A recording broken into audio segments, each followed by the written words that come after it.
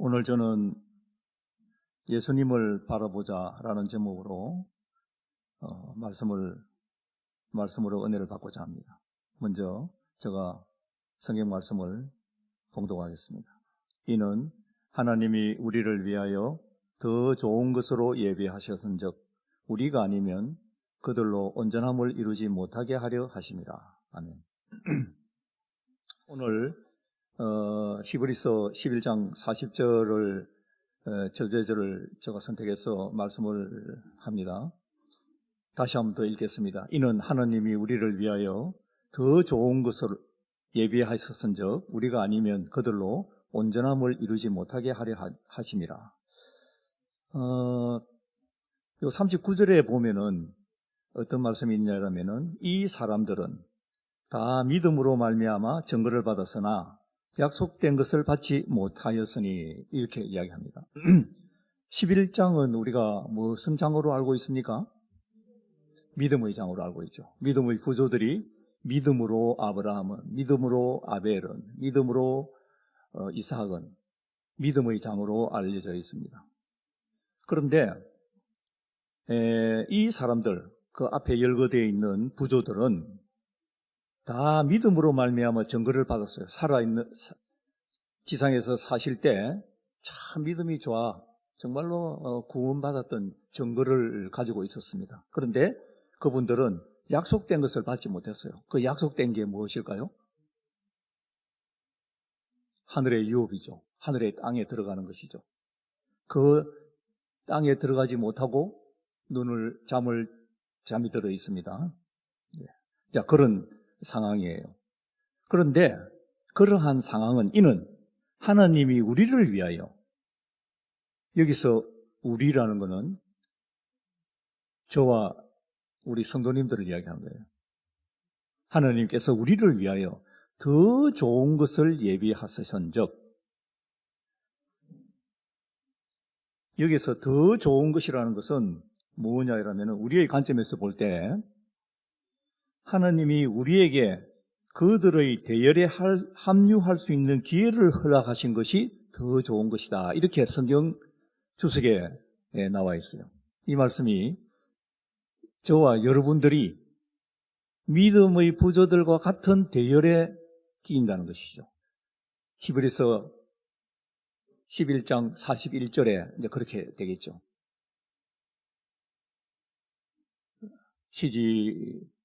알파시티라는 도시에 있는 알파시티 교회의 성도들 모두가 그들로 인해 그 잠자던 부조들이 그리던 그 성으로 들어갔으니, 이런 말로 기록이 되겠죠.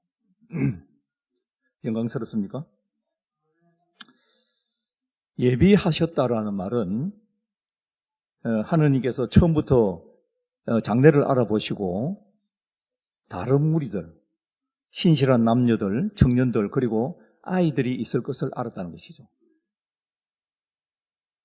그 옛날에 그 부조들을 위해서 알파시티 교회의 성도들이 있을 것을 예비하셨다는 것입니다. 우리가 아니면 온전함을 이루지 못하게 하려 하십니다. 온전함을 이루다라는 말은 아브라함과 선조들에게 약속된 유업, 영원한 기업으로 들어가게 하는 것이다. 그래, 우리 때문에 그 잠들어 계시는 부조들이 하늘의 유업을 받게 된다는 것이죠.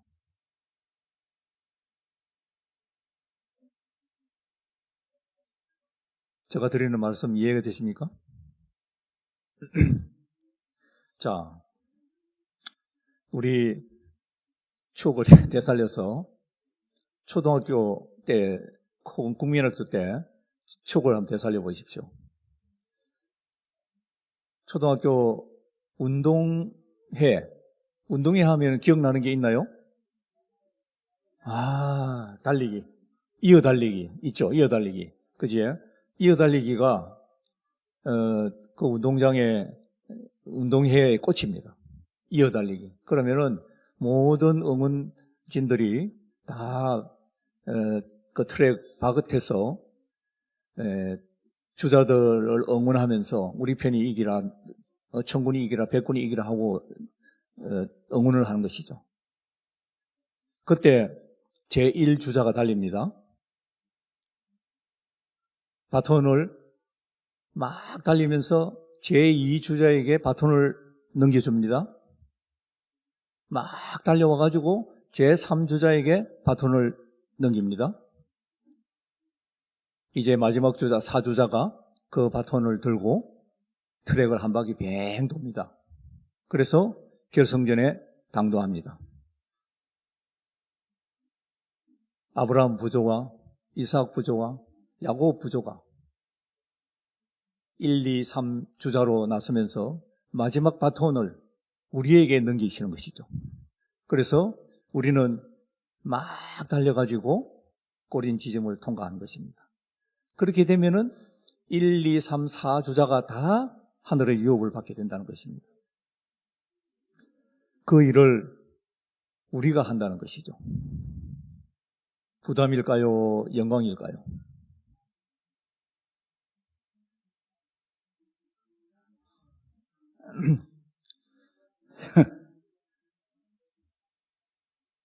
제가 이 이야기를 제 식구에게 먼저 이야기했어요.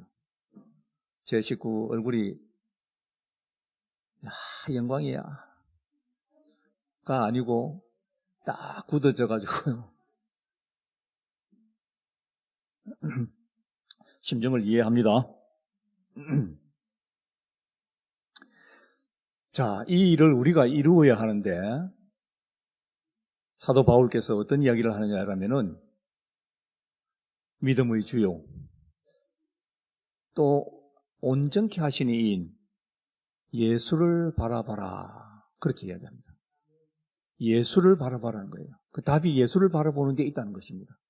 우리가 영광스러운 대열에 41절에 우리의 행적이 믿음의 장에 기록될 것인지 아닌지는 예수를 바라보느냐 안 바라보느냐에 달려있다는 것이죠.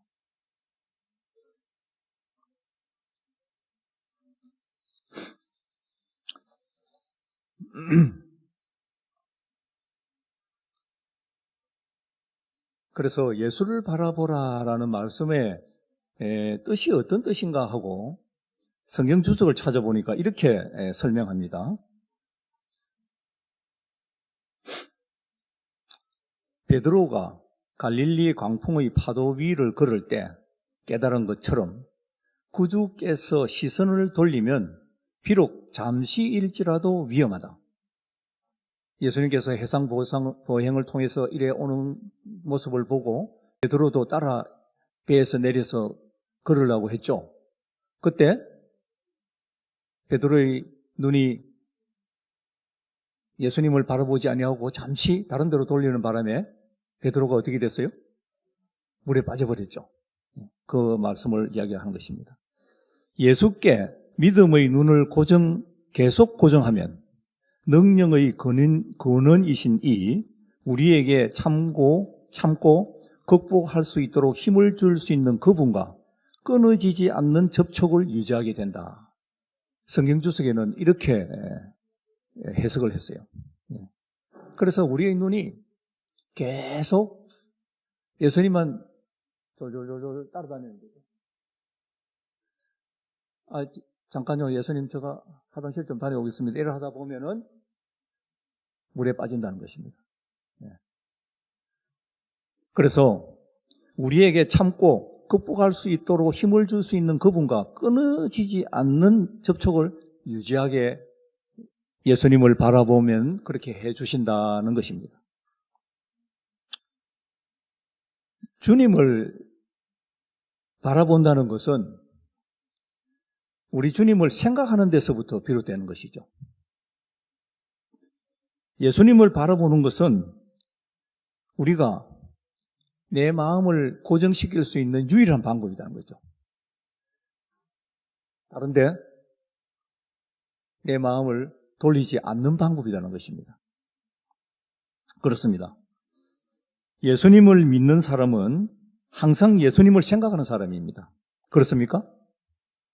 곧 예수의 마음을 우리 마음속에 품은 사람을 이야기하는 것이죠.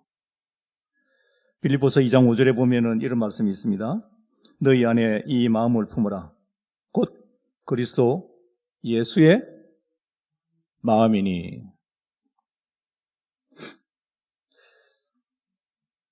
예수님을 바라보고 내 마음을 품었을 때 얻는 유익이 뭘까요?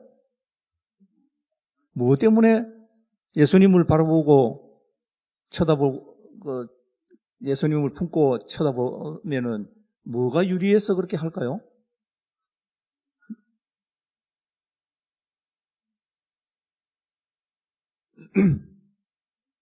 PPT가 안 나오는데요. 요한복음 14장 27절 함께 읽겠습니다. 시작. 평안을 너희에게 끼치노니 곧 나의 평안을 너희에게 주노라. 내가 너희에게 주는 것은 세상이 주는 것 같이 아니하니라. 너희는 마음에 근심도 말고 두려워하지도 말라. 예수님을 바라보고 내 마음에 품었을 때 얻는 유익이 뭐라고요? 하나님이 예수님께서 우리에게 평안을 주신다는 것입니다. 우리 마음에 예수님을 품었을 때, 내 눈이 예수님께 고정되어 있을 때 내가 평안해진다는 것이죠. 이 평안은 무지하게 넓은 의미의 말씀이기 때문에 우리가 많이 묵상해야 할 것입니다. 무릇 지킬 만한 것보다 더욱 내 마음을 지키라. 생명의 근원이 이에서 남이니라. 마음을 지키는 것이 생명을 얻고 안 얻고 하는 것과 같다는 것입니다. 내가 어떤 마음을 품으면 생명을 얻게 되고 어떤 마음을 품으면 생명을 잃게 된다는 것이에요. 이거 잠언 4장 23절 말씀입니다. 그래서 마음을 지키고 관리하는 것이 즉 생명을 지키고 관리하는 것이다. 이렇게 연결 지을 수 있는 말씀이죠. 우리의 마음을 살펴보므로 예수님과의 관계가 어떤지에 대해서도 우리가 다시 알아볼 수가 있겠습니다. 예수님께서 마가복음 4장에 씨 뿌린 자의 비유에 대해서 말씀을 하십니다. 그 말씀은 우리가 마음을 어떤 방법으로 관리할 수 있느냐 하는 것에 대한 설명이라고 생각합니다. 이 마음을 우리는 밭으로 비유할 수 있습니다. 마음밭. 그러면은 밭에 무엇을 심습니까? 곡식 채로 심는 게 아니고 씨앗을 뿌리죠. 씨앗은 말씀입니다. 즉 생각인 것입니다. 그러면 마음밭에 뿌려지는 씨앗은 생각이 뿌려진다는 것입니다. 이 생각이 우리 마음에 뿌려져서 그것을 우리 마음 속에서 키우게 됩니다. 감정도 집어넣고 그리하여 내 옛날에 들어있던 기억 이런 것들도 버무려 가지고 말을 만들어냅니다. 그래서 우리가 일반적으로 무슨 말을 하죠? 말을 하게 된다는 말은 내 마음밭에 그런 생각의 씨앗이 뿌려졌다는 것이죠. 내가 저 사람을 보고 욕을 합니다. 그러면은 욕이라는 씨앗이 내 마음밭에 뿌려져서 그것이 얼버무려져 가지고 근사한 욕으로 내 입을 통해서 튀어나오는 것이죠. 동의하십니까? 네. 거기에 입에서 나온 말이 여러 차례 반복이 됩니다. 그러면 내가 행동으로 움직이게 돼요. 그 행동이 여러 개 모이면은 그게 습관이 되어버린 것입니다. 그래서 베드로전서 1장 23절에는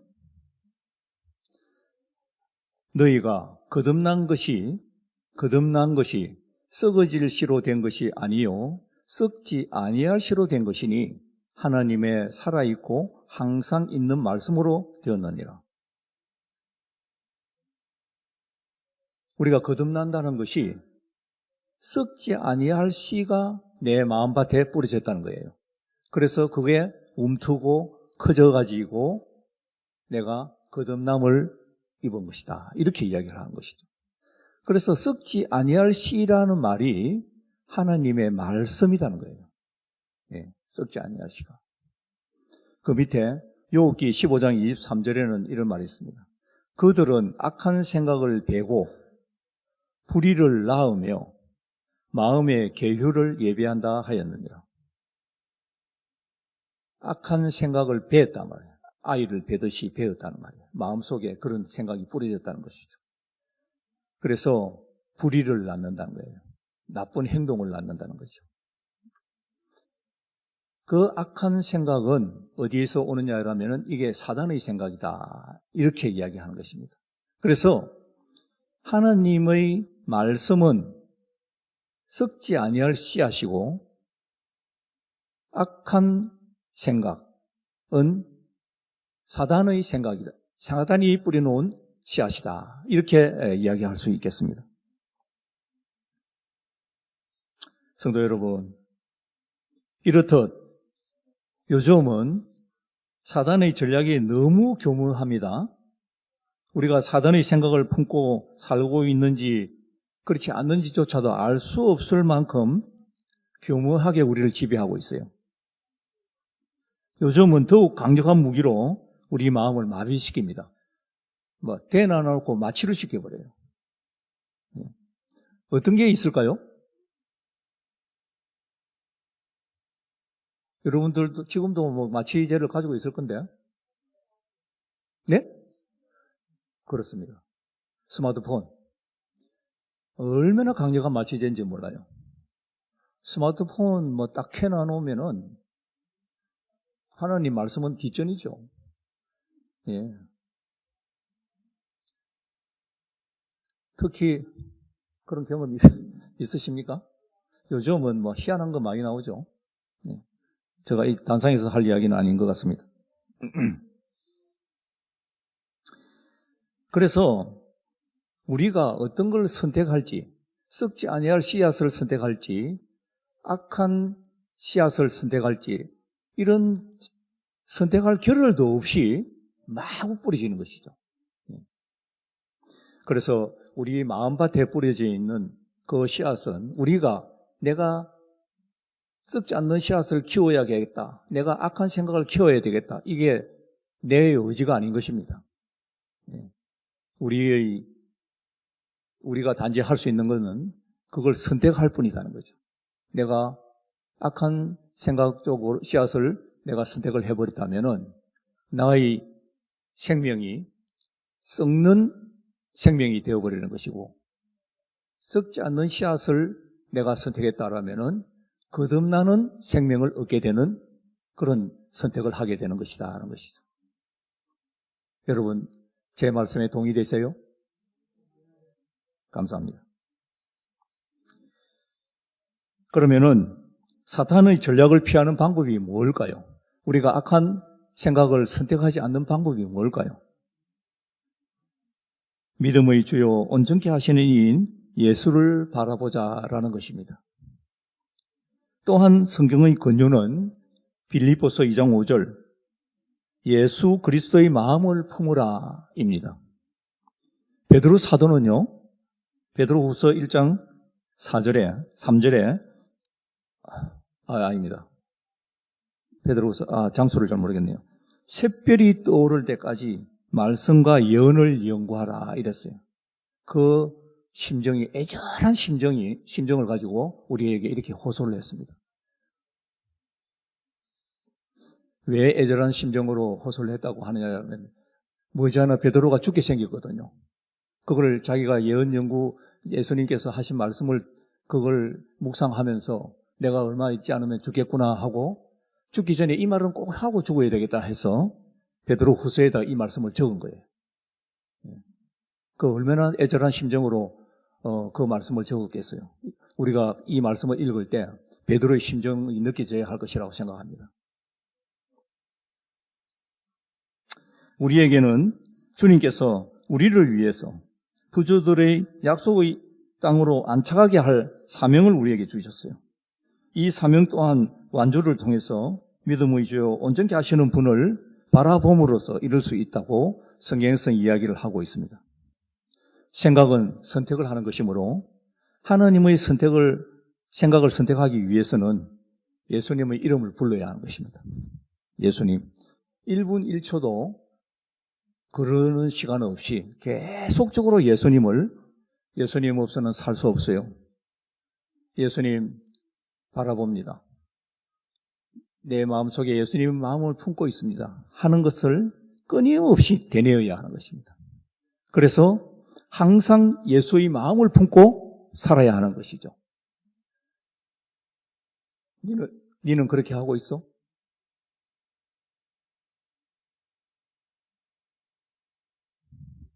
잘 모르겠어요.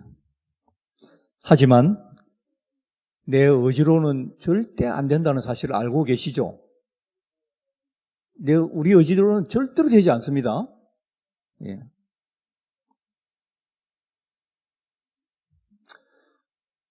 실물교훈 96쪽에 이런 말씀이 있어요.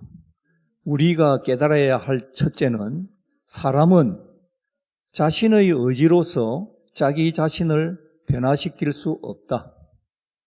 사람은 이러한 변화를 일으킬 능력을 갖지 못했다. 전적으로 밖에 있는 누룩을 가루에 섞지 않으면 기대하는 변화가 생길 수 없다. 우리 의지로는 우리가 예수님 마음을 품을 수가 없다는 것이에요. 절대로 그렇게 선택을 할 수가 없다는 거예요. 자연스럽게 악한 생각으로 선택할 수밖에 없게 되는 것입니다. 나도 자신도 모르는 사이에 스마트폰을 켜가지고 여러 시간 동안 거기에 몰두하고 있단 말이에요. 그거는 내 의지하고 관계없이 그렇게 되어버리는 것이에요. 그래서 우리가 내 마음을 내가 마음대로 내가 가지고 있는 내 속에 있는 마음이니 내가 마음대로 할 수 있을 것 같지만은 절대 그렇지 않다는 것입니다. 우리가 이 사실을 꼭 깨달아야 할 것입니다. 예수님께서는 여기서 성품의 변화를 위해서 우리 밖으로부터 오는 능력이 필요함을 보여주십니다. 우리는 그러한 중대한 문제에 대해서 예수님의 말씀을 숙고해야 할 것입니다. 어떤 말씀을 하셨을까요? 요한복음 15장 5절에 너희는 나를 떠나서는 너희가 아무것도 할 수 없다. 포도나무 가지에 붙어 있어야만이 된다는 거예요. 그 가지를 떠나서는 너희는 내 없이는 아무것도 할 수 없다. 여러분, 이 말씀은 절대로 길지도 않아요. 마음속에 꼭 새기시길 바라겠습니다.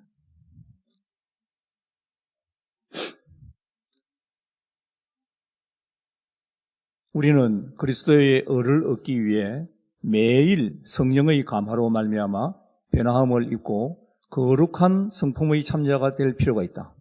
인간의 치밀을 고상하게 하고 심령을 성화시키며 인간 전체를 고결하게 하는 것은 성령께서 하시는 일이다. 교회에 보내는 기별 1권 374쪽 말씀입니다.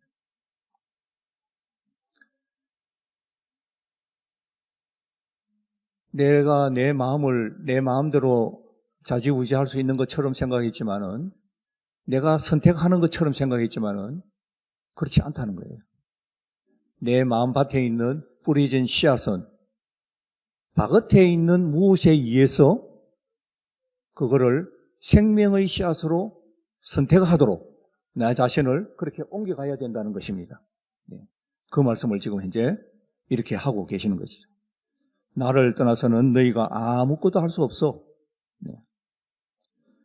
예수님께서 주시는 이 중요한 충고는 오늘날 일반적으로 가르치는 이런 사회에서 가르치고 있는 그것과는 완전 반대되는 것입니다. 사회에서는 어떻게 가르쳐요? 인본주의니 철학이니 어떤 교육 분야라든지 이런 것들은 우리의 의지로서 모든 것을 할 수 있다고 가르치고 있잖아요. 그래서 우리가 자기 그런 교육을 통해서 내가 얼마든지 내 자신을 할 수 있다고 생각하지만은 그렇지 않다는 것입니다. 디모데전서 3장 1절에는 그렇게 한 결과가 어떻게 되느냐라면은 말세에 고통하는 때가 이른다고 이야기를 하고 있습니다. 내가 내 선택을 통해서 그렇게 하는 것처럼 보이지만은 그 끝은 고통이라는 것이에요. 그래서 인간의 방법은 내 마음밭에 뿌려져 있는 그 하느님의 씨앗, 말씀의 씨앗과 악한 생각을 뿌려져 있는 씨앗, 이것을 내가 내 마음대로 선택할 수 있는 것처럼 생각하지만 그렇지 않다는 것입니다. 인간 세상에서 가르치는 교육의 방법은 내 마음대로 해가지고 내가 일컬 얼마든지 할 수 있다고 가르치지만은 성경은 노라고 이야기합니다. 그렇지 않습니다. 라고 이야기하는 것이죠. 우리에게는 자기 깨달음과 상관없이 내 스스로 교육을 통해서 내가 마음대로 할 수 있다라고 생각하는 그런 거하고는 관계없이 나는 그리스도 안에서 나의 자기 깨달음을 발견했습니다. 라는 고백을 그리스도인들은 하게 된다는 것이에요. 이것은 내가 내 스스로 하는 것이 아니고 바깥에서부터 들어온 성령 하나님께서 우리 안에 거하시면서 우리를 긍정적으로 변화시킬 수 있기 때문이다. 이렇게 이야기를 하고 계신 것이죠. 여러분, 제가 드리는 말씀 동의하십니까? 제가 강조하는 건 아닙니다. 자, 예수님으로부터 받은 예수님께서 하나님의 생각을 품으면은 평안을 주신다고 그랬잖아요. 그 평안을 어떻게 유지할 수 있을까요?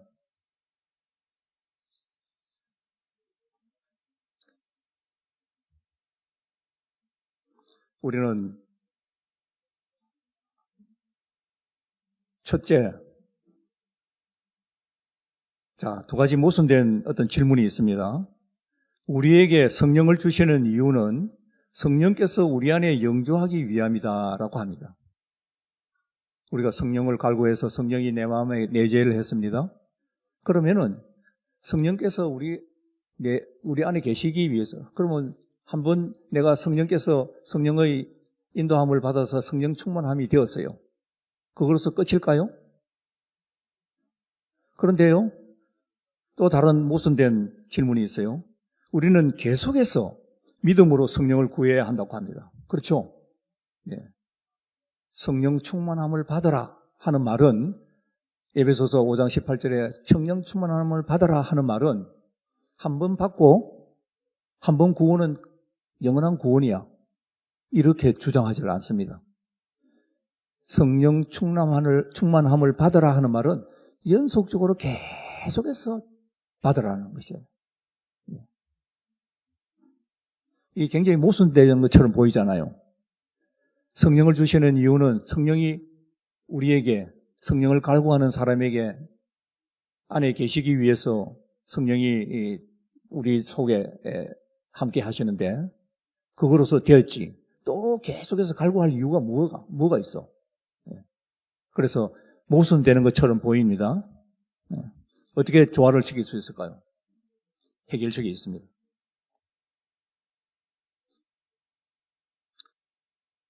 사도행전 285장에 5쪽에 이런 말씀이 있어요. 만일 그리스도를 따르는 사람이 온전한 사람을 이루어 그리스도의 장성한 분량이 충만한 데까지 장성하기를 원한다면 그는 생명의 떡을 먹고 구원의 물을 마셔야 한다. 그는 깨어 기도하고 일하며 모든 일에 있어서 말씀 가운데 나타난 하나님의 교훈에 유의해야 한다. 이게 해결책이라는 거예요. 내가 이만한 표정까지 나의 믿음이 도달하려고 한다라면은 생명의 떡을 먹어야 된다는 거예요. 생명의 떡이 뭐예요? 매일 말씀을 묵상해야 한다는 말입니다. 예. 배 안 부를 건데 그거는 생명의 떡을 한번 잡숴보세요. 구원의 물을 마셔야 한다. 떡을 먹었으니 생명수도 들이켜야죠. 그래서 그는 깨어 기도하며 일하며 모든 일에 있어서 말씀 가운데 나타난 하나님의 교훈에 유의하면서 살아야 된다는 거죠. 이게 해결책이라는 거예요.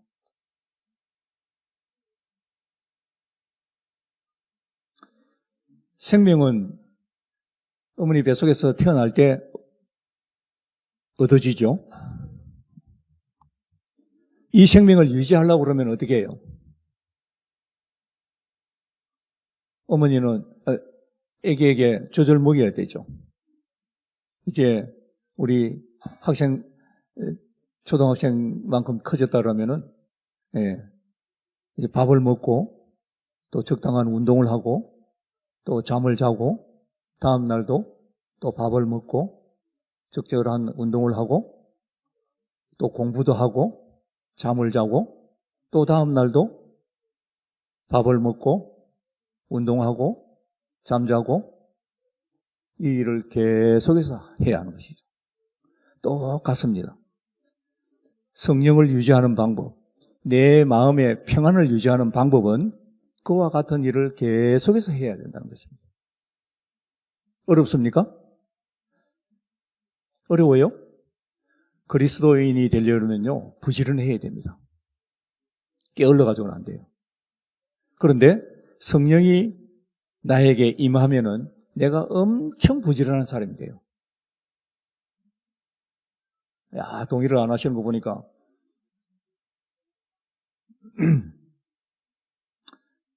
그래서 우리의 영적 생명도 이와 꼭 마찬가지입니다. 물과 성령의 침례로 우리에게 주어진 성령을 통하여 우리의 영적 생명이 평생 우리 안에 머무르게 하는 것이죠. 이 영적 생명을 유지하려면 우리는 하나님께서 준비하신 영적 수단들, 곧 성령, 말씀, 기도, 고백 등을 이용을 해야 되는 것입니다. 요한복음 15장 4절에 예수님께서 말씀하시기를 내 안에 거하라 나도 너 안에 거하리라고 하셨습니다. 이에 대해서 화이 선지자는 어떻게 이야기를 했냐면 이렇게 말씀하십니다. 그리스도 안에 거한다는 것은 끊임없이 그리스도의 영을 받으며 그리스도를 섬기기 위하여 자신을 전적으로 굴복시키는 것을 의미한다. 시대의 소망 676쪽에 이렇게 말씀하고 있습니다. 이런 이유로 우리는 날마다 믿음으로 성령을 구해야 하고 아침마다 우리의 전 존재와 모든 소유를 주님께 드려야 하는 것이죠. 우리의 마음밭에 뿌려진 하나님의 생각과 악한 생각들 중에 우리는 하나님의 생각을 선택하여 키워서 하나님의 말을 하고 하나님의 행동을 하여 이것을 우리의 습관으로 만들어야 하는 것입니다.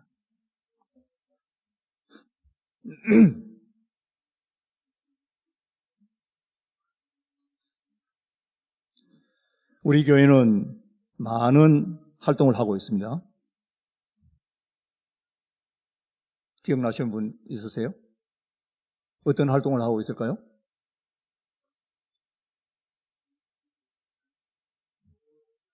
소그룹 활동하죠. 또요? 제자훈련 하죠. 또요?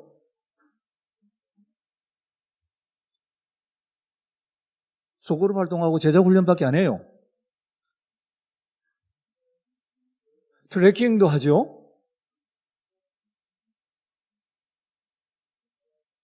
또요?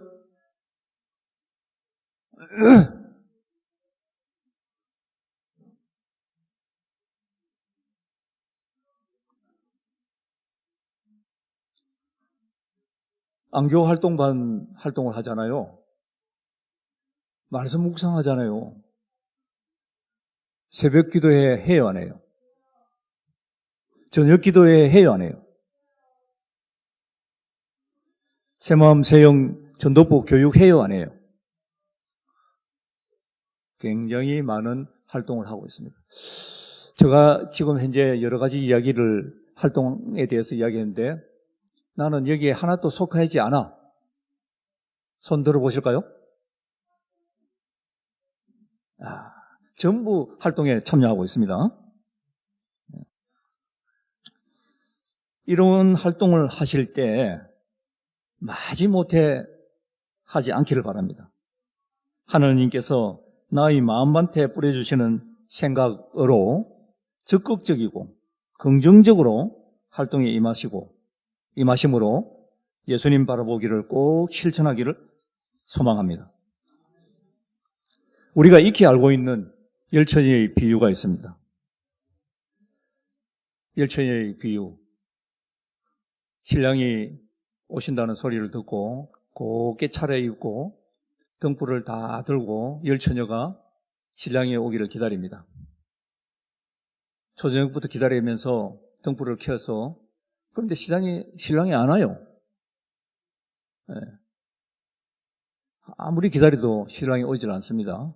그렇다고 다른 일을 할 수도 없고 연회장에 참석하기 위해서 기다리고 있는 중에 있습니다. 그러다가 깜빡 잠이 들었어요.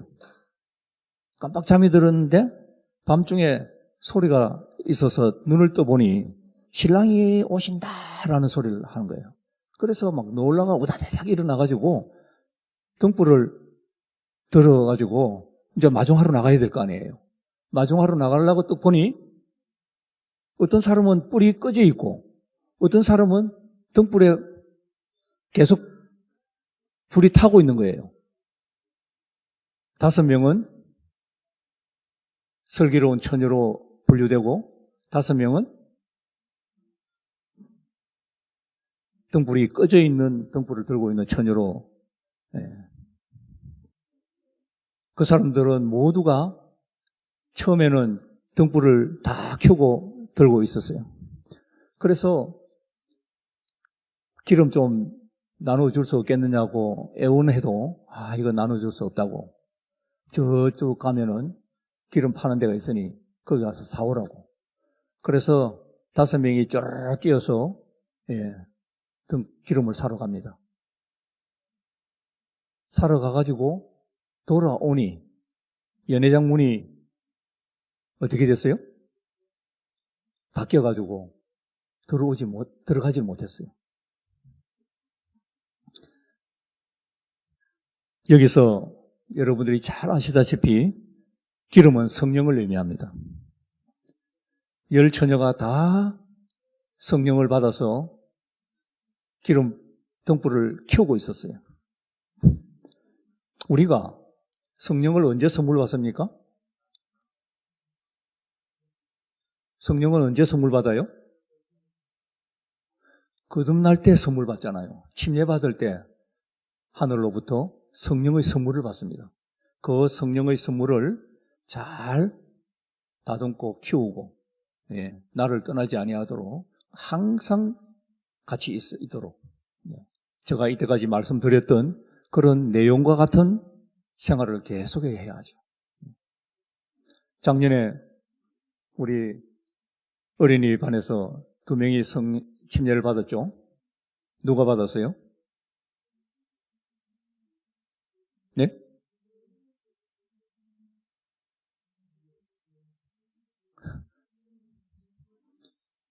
노율리 성령 받았잖아요. 율리야, 성령 선물로 받은 거 기억해? 네. 네라고 대답하네요. 이 성령이 선물로 분명히 받았는데 초저녁에는 기름을 떼고 있었는데 한밤중에는 그 기름이 다 타고 없어져 버렸어요. 네. 그래서 다시 기름을 사러 갔다가 다시 돌아오니 문이 잠겨 버렸습니다.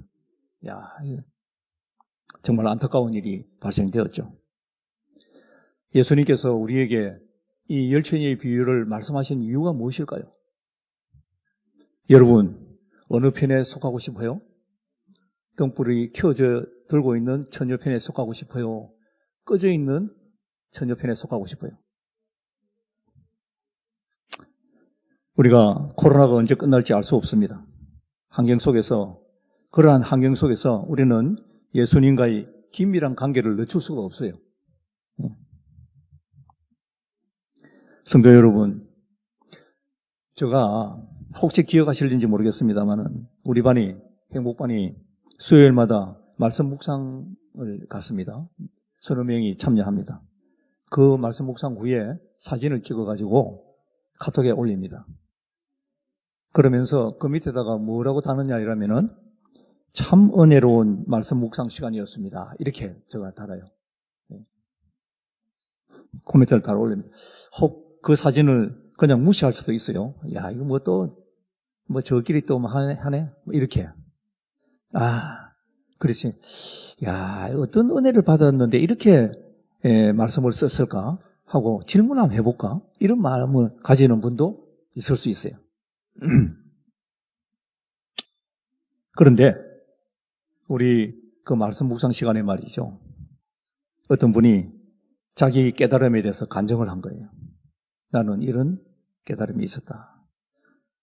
야, 그런데요, 우리가 말씀 묵상을 비대면으로 하거든요. 비대면으로 해요. 그런데 주님의 일을 하는 게 고생스럽지 않아요. 굉장히 즐거워요.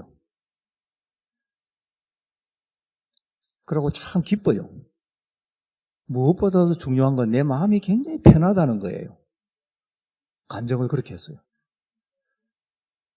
그 이야기를 듣고 있는 저희들이요, 아멘을 외쳤습니다. 비대면으로 했는데도 성령께서 거기에 함께 했다는 걸 저희들이 느꼈습니다. 제가 느낌을 잘못 전달해서 여러분도 같이 느끼시는지는 모르겠습니다만은 그런 상황이었습니다.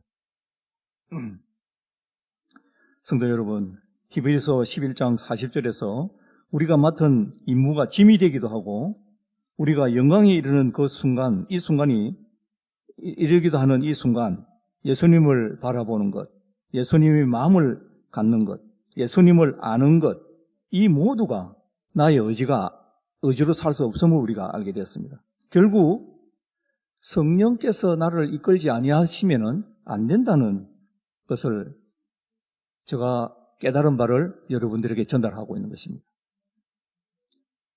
우리가 하루를 시작하기 전에 새벽 기도 모임을 갖고 말씀에서 샛별을 발견할 때까지 말씀 묵상을 한다든지 우리가 예수 동행 일기를 쓴다든지 이러한 일들이 우리의 마음밭에 뿌려진 썩을 씨앗을 선택할 것인지 썩지 않을 씨앗을 선택할 것인지를 결정하는 중요한 일이라는 것입니다. 하나님의 생각을 선택하고 하나님의 말을 하고 하나님의 행동을 하고 그것이 습관이 될 때 우리의 품성은 성화되고 어느덧 성령의 인도를 받고 있는 우리 자신을 발견하게 될 것입니다. 올 한 해 각자 개인의 마음 속에 성령 하나님께서 함께 하시는